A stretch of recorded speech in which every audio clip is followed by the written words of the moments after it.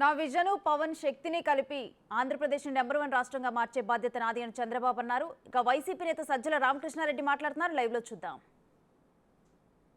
అది తమ మీద వస్తున్న దాన్ని తప్పించుకోవడానికి తెలుగుదేశం పార్టీ వేసిన ఎత్తుగడ తప్ప ఇంకోటి కాదు. నిజానికి భద్రతా వైఫల్యం గురించి వాళ్ళు ఏం చేయగలరు? ఇక్కడ ఎవరైనా భద్రతా వైఫల్యం వల్ల జరిగిందంటే అప్పుడు అలిపిరి సంఘటన జరిగింది.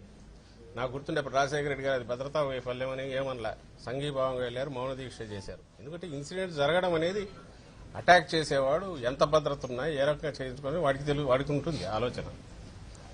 దాన్ని డిఫెండ్ చేయడంలో పబ్లిక్ లో ఉన్నప్పుడు కుదరకపోతే ఎందుకు కుదరలేదు, ఏమన్నా అలాంటి లేయర్స్ అనుకున్నది లేవా, వలయాలు కానీ ఇంకోటి కానీ సెక్యూరిటీ తగినంత లేదా అనేది తర్వాత చూసుకుంటారు. బట్ ఇమ్మీడియట్ అటెన్షన్ దేని మీద ఉండాలి? అరే కొంచెం ఇది అయితే మనిషికి ఏమయ్యేది అనే ఆలోచన రావాలి. ఎవరు అటాక్ చేస్తారో వాళ్ళు ఎక్కడున్నారో పట్టుకోమని అడగాలి, త్వరగా కోలుకోమని ఆకాంక్షించాలి. మా వాళ్ళు ఎవరన్నా గానా వాళ్ళని అంటున్నది కరెక్ట్ కాదని వాళ్ళు అనుకుంటే మీరు అంటున్నది కరెక్ట్ కాదబ్బా మాకు సంబంధం లేదని చెప్పచ్చు. అంతేగాని వాళ్లే కంక్లూజన్కి వచ్చి యారింది గవర్నమెంట్ అన్నట్టు ఇంకోటి అన్నట్టు డెసిషన్ మేకర్స్ అయినట్టు అది భద్రతా వైఫల్యం, కరెంటు తీసుకొని చేతులారా చేసుకున్నాడు, డ్రామాలు వేసుకున్నారు, ఇవన్నీ అనడం చూస్తే మరింత బలపడుతుంది మా అనుమానం. వీళ్ళే దాని వెనుకున్న ట్వీట్లు తర్వాత ట్వీట్లు పెట్టడం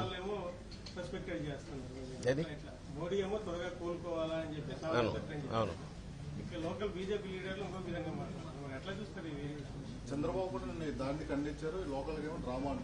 అదే అన్నా కదా, ఆయన అట్లా ఖండించడము, ఆయన కూడా ఏదో అధికారుల మీద చర్యలు తీసుకోవాలన్నాడు. ముందు వాడిని పట్టుకోమని కాదు, ఈయన త్వరగా కోలుకోవాలో దాని మీద కాకుండా ఎవరి మీద చర్యలు తీసుకోవాలి. దానికి సంబంధించినంత వరకు మోడీ గారు అనేది ఆయన ఏ రాజకీయ పార్టీ అయినా నిజంగా ప్రజల్లో ఉండాలనుకుంటే, రాజకీయాలు సీరియస్ గా చేయాలనుకున్న వాళ్ళు అట్లే వ్యవహరిస్తారు. ఎందుకంటే ఈరోజు ఒకరికి జరిగింది రేపు ఇంకోరికి జరగచ్చు. ప్రజాస్వామ్యంలో రాజకీయాల్లో ఏదన్నా డిబేట్ల ద్వారా జరగాల, చర్చలు కానీ మనం అభిప్రాయాలు చెప్పుకోవాలా, విభేదించవచ్చు. అంతేగాని ఇలాంటివి జరిగితే రేపు జనంలోకి ఎవరు పోవాలనే కూడా భయపడతారు. ఇవి పరిష్కారం అనుకుంటే అలాంటివి ఎక్కడ జరిగినా ఖచ్చితంగా ఖండిస్తారు. ఈ రాష్ట్రంలో మన కర్మ ఏమంటే ఈ రాష్ట్రంలో ఈ తెలుగుదేశం పార్టీ వ్యవహారంలోనే దానికి భిన్నంగా జరుగుతుంది.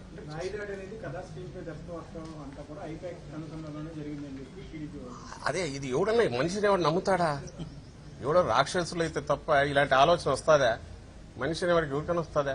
అటాక్ కొట్టుకుంటారా? చంద్రబాబుని కొట్టుకోమని చూస్తా. అలిపిరిలో ఆయన అట్లే ఎగిరిపడినాడా?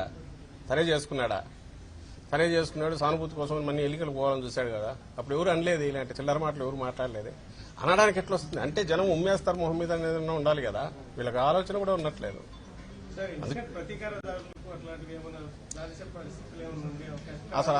అసలు ఉండవు. ఎందుకు ఉండవు అంటే వైఎస్ఆర్ కాంగ్రెస్ పార్టీ ఈ రోజు కాదు, ఇంతకుముందు కూడా అక్రమంగా ఏమేమి చేసినా ఎన్ని చేసినా, అలాగే తెలుగుదేశం పార్టీ అధికారంలో ఉన్నప్పుడు వాళ్ళు దాష్టీకాలు అవన్నీ ఎన్నున్న దుర్మార్గాలు ఎన్నున్నా కూడా శాంతియుతంగానే ఎదుర్కొంటూ వచ్చాం. ప్రజల తీర్పే కోరాం, ప్రజలు కూడా అట్లే ఆదరించారు. ఈ రోజు కూడా అంతే.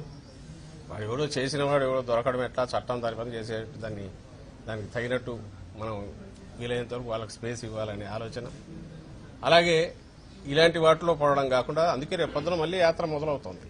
ఈ రోజు విశ్రాంతి తీసుకుని రేపొద్దున మొదలవుతుంది. అల్టిమేట్ ఇది ప్రజా కోర్టులో ఉన్నాం, ప్రజలు నిర్ణేతలు వాళ్ళు నిర్ణయించుకున్నారు. చంద్రబాబు నాయుడు భయము, బాధ, అక్కసు, కడుపు మంట అయితే దాని నుంచి వచ్చిందే. ఈరోజు నిర్ణయించుకునే అది కనపడుతోంది.